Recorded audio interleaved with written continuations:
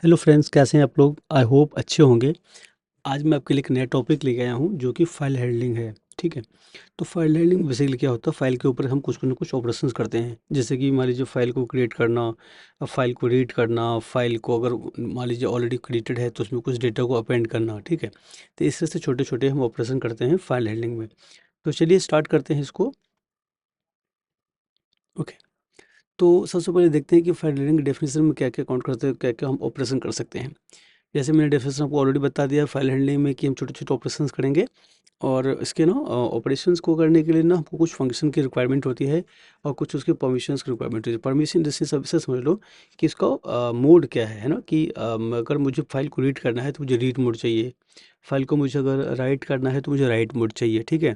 File को मुझे अगर मान लीजिए कुछ ऑलरेडी है तो मैं इसको अपेंड करना तो उसके लिए मुझे अपेंड मोड चाहिए। तो इस तरह से छोटे-छोटे बेसिकली ना फाइल के मोड्स होते हैं, ठीक है? तो हम उसको यूज़ करेंगे। चलिए उसको देखते हैं। सबसे पहले देखते हैं कि आर होता है। आर किस लिए होता है? रीड के लिए होता है। ठीक है? तो ड आर को क्या करना है, डबल कोट्स में लिखा हुआ है, तो आपको भी डबल कोट्स में लेना है। तो क्या है कि सपोज़ अगर कभी भी ना कि कोई फ़ाइल को रीड करना है तो क्या करोगे आप? रीड मोड को यूज़ करोगे, ठीक है? बट इससे पहले आपको ध्यान रखना कि फ़ाइल जो होगा वो ऑलरेडी एग्ज़िस्ट करना चाहिए। अगर वो ऑलरेडी एग्ज़िस्ट नहीं करेगा तो क्या रीड करेगा, है ना? तो उससे पहले हम क्या करेंगे, चेक लगा लेंगे कि फ़ाइल ऑलरेडी एग्ज़िस्ट है या नहीं है। अगेन अगर मान लीजिए मुझे कोई नया फ़ाइल को बनाना होगा, मतलब फ्रेश क्रिएट करना है, तो मैं क्या करूँगा, मैं डब्ल्यू मोड को यूज़ करूँगा, ठीक है? देखिए डबल कोट्स में क्या देंगे हम, डब्ल्यू देंगे। ये क्या करता है, create an empty file for writing if A file already exist it content erased. अब मान लीजिए मैंने ना क्या कर दिया, हेलो नाम से एक क्या नाम है, टेक्स्ट फाइल बना दिया और मैंने उसमें कुछ लिख दिया। फिर मैं कल दोबारा आता हूँ, मैं फिर से क्या कर दिया, डब्ल्यू मैंने उसको परमिशन दिया और मैंने फिर से उसको वही कमांड चला दिया। कमांड मतलब कि प्रोग्राम को मैंने चला दिया। अब क्या होगा, क्योंकि फाइल तो ऑलरेडी मेरे पास कल बनी हुई थी, मैंने कुछ लिखा हुआ था। इस केस में क्या करेगा वो ना उसको फाइल को मतलब जो कंटेंट होंगे उसको डिलीट मार देगा। फाइल को डिलीट नहीं करेगा, फाइल को डिलीट नहीं करेगा, फाइल के लिखे हुए कंटेंट को डिलीट कर देगा। तो डब्ल्यू क्या होता है, सिर्फ़ और सिर्फ़ आपको कन्फर्म हो कि मुझे कोई फाइल नहीं है, मुझे नया फाइल बनाना है, तो ही आप डब्ल्यू को यूज़ करोगे। अदरवाइज़ पहले से अगर कंटेंट है आपका तो वो जगह उसको डिलीट कर देगा। ठीक है जी? चलिए अब हम आगे देखते हैं ए। ये क्या है? ये भी एक मोड होता है। ये ना अपेंड के लिए यूज़ होता है, ठीक है? तो इसमें क्या होता है कि जैसे आप देखोगे ना, append to a file, writing start from the end of the file if it exist, otherwise a new file is created. ये बेस्ट एग्जांपल लगा मुझे कैसे, क्योंकि ये क्या करेगा, अगर सपोज मान लीजिए ना आपके पास ऑलरेडी फाइल है तो क्या करेगा, फाइल को रीड करेगा और उसके एंड पोजीशन पे, जो मान लीजिए 10 लाइन है तो 10वीं लाइन के एंड में पहुंचा देगा और वहां पे जाकर उसको अपेंड कर देगा जो भी कुछ लिखना चाहते हो। अब मान लो कोई फ़ाइल था ही नहीं, तो क्या करेगा, फ़ाइल को नया क्रिएट कर देगा। पहले नया क्रिएट करेगा और उसमें आपको जो भी टाइप करना है टाइप कर सकते हो, या फिर जैसे एज़ इट इज़ कॉपी रखना है कर सकते हो। ठीक है? तो this is the best example कि अगर कोई कंटेंट लिखना है तो आप क्या करोगे, या तो क्या नाम है, कंटेंट लिखने के लिए आप जो है ये यूज़ करोगे और इसमें अगर ये कंटेंट ऑलरेडी है तो उसको एंड में जाके क्या नाम अपेंड कर देगा और नहीं होगा तो फाइल एक नया बना के दे देगा आपको, ठीक है। चलिए फिर हम अगले नए ऑप्शन को देखते हैं। अब हमारे पास में है आर प्लस, ठीक है, एक हमारे पास डब्ल्यू प्लस है, एक हमारे पास ए प्लस है। इसमें क्या होता है ना कि जैसे आर प्लस को देखोगे तो ये क्या करता है, open A file for both reading and writing, ठीक है। आर में क्या था, सिर्फ एक रीड कर सकता था, इसमें क्या है, दोनों कर सकते हैं, ठीक है। बट वही है कि फाइल्स में एग्जिस्ट होनी चाहिए, जैसे उसमें भी हमारे पास था। जैसे देखो डब्ल्यू प्लस में, डब्ल्यू में क्या है कि नॉर्मली एक फ़ाइल क्रिएट करेगा और उसको क्या नाम है, उसको आप कंटेंट्स में रख सकते हो, ठीक है। इसमें क्या है, एक क्रिएट फ़ाइल करेगा बोथ, ठीक है। यानी कि एक फ़ाइल क्रिएट करने के बाद क्या कर सकते हो, उसमें रीड भी कर सकते हैं और राइट भी कर सकते हैं, ठीक है। ऐसे ही हमारे पास ए प्लस है। इसमें क्या करेगा, open A file for both reading and appending, ठीक है। If the file does not exist it is created. तो हमने क्या समझा, बेसिकली हमारे पास फाइल मोड्स है। एक रीड के लिए है, एक राइट के लिए है, एक अपेंड के लिए है, एक हमारे पास है कि रीड राइट दोनों हो सकते हैं, ठीक है।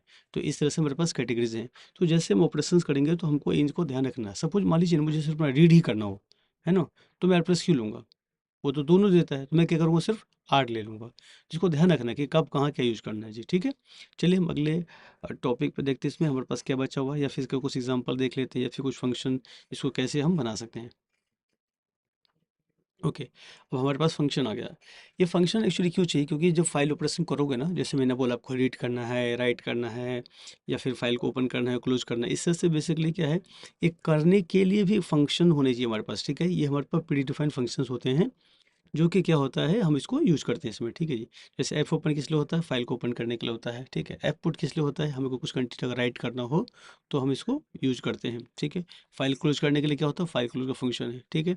इसका सिंटेक्स मैंने बगल में दे रखा है आपको। जैसे फाइल टैप, जैसे फाइल ओपन है उसका क्या है, रिटर्न टाइप क्या है, फाइल है, यानी कि जो भी उसमें ऑपरेशन होगा उसका जो फाइनल आउटपुट क्या आएगा, आपका फाइल है, ठीक है। यानी कि फाइल क्या करेगा, एक फाइल का रेफरेंस, मतलब फाइल का नाम लेगा और उसका मोड लेगा, वो क्या करेगा, रिटर्न करेगा हमारे को एक फाइल का एक वेरिएबल रेफरेंस देगा हमको। उसमें फिर कैसे कर लेंगे कि फाइल का जो रेफरेंस हमारे को मिला है वो नल है या नहीं। अगर वो नल है तो इसका मतलब क्या है, वो हमारे पास में कुछ है ही नहीं।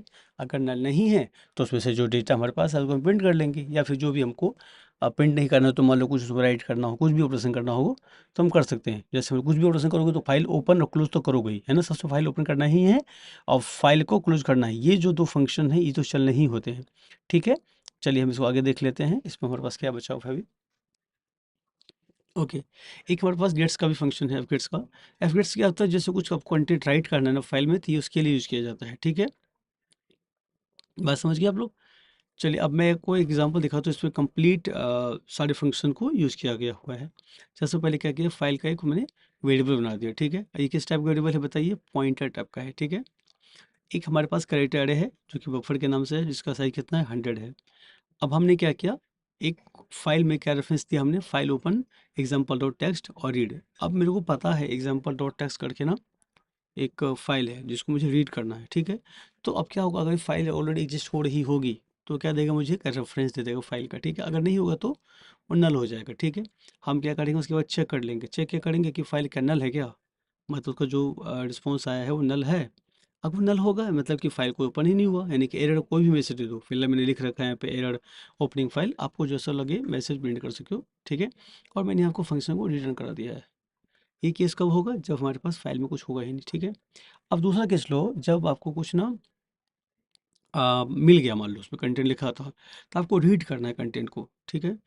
रीड कैसे करोगे, तो क्या कर रखा है, एफ गेट्स को मैंने यूज़ कर रखा है इसमें, ठीक है। एफ गेट्स में क्या है, तीन पैरामीटर लगते हैं। एक बफर, बफर क्या है, जिसमें आपको डेटा को रखना है, ठीक है, जिस पर राइट करना है। साइज ऑफ बफर, मतलब कि उसको साइज बता देंगे कितना होगा उसमें, ठीक है। फाइल, फाइल क्या है यहाँ पे, जो हमको रेफरेंस मिला है ना फाइल ओपन करने का, उसका रेफरेंस, ठीक है। तो ये चीज़ें जो क्या नाम है, इसको मैंने क्या लगा रखा है, लूप में लगा रखा है। लूप में क्यों लगा रखा है, क्योंकि मुझे नहीं पता है कि इस फाइल में कितने लेंथ का कंटेंट होगा, 1 लाइन को होगा, 10 लाइन को, 1000 लाइन का, 1 लाख लाइन का ना, हमें नहीं पता। तो हमको क्या करना है, चेक करते रहना जब तक वो नल ना हो जाए, ठीक है ना। जब तक वो उस पे कंटेंट है तब तक वो मुझे डेटा चाहिए, ठीक है। तो जैसे ही ये पहली बार चलेगा आपका क्या नाम है ये प्रोग्राम, तो क्या करेगा, जो कंटेंट लेके आएगा वो कहाँ रखेगा, बफर में, ठीक है। तो मैं क्या करूँ, बफर को प्रिंट कर देता हूँ कि मैं देख लूँ भाई कुछ आया है कि नहीं, ठीक है। तो मैंने यहाँ पे प्रिंट करा कर दिया है।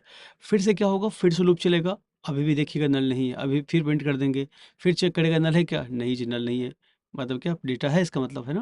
वो फिर से प्रिंट करेगा, ऐसे करते करते कभी ना कभी तो जाके वो ना अब फाइल के एंड में पहुंच जाएगा, है ना। तो फाइल के जब एंड में पहुंच जाएगा तो क्या होगा, ये लूप टर्मिनेट हो जाएगा, ठीक है। नहीं मतलब क्या हो जाएगा, ये नल जो नहीं लिखा हुआ है ये नल हो जाएगा और ये हमारा लूप यहाँ से टर्मिनेट हो जाएगा, ठीक है। इतना क्लियर हो गया आपको।